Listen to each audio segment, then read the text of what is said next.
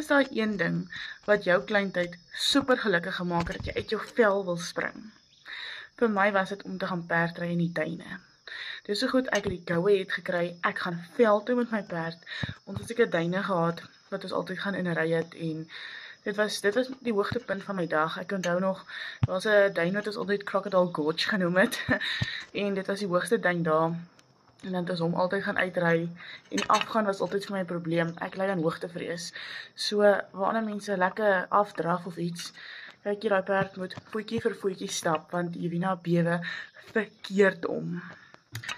En dit was as jy daar en daar afklim en jy gaan weer stalle toe. Dit was die hoogtepunt van my dag gewees. Vandag spreek ek net lewe oor jou. Jy gaan oor jou vrese kom. Jy gaan oor al die challenges kom.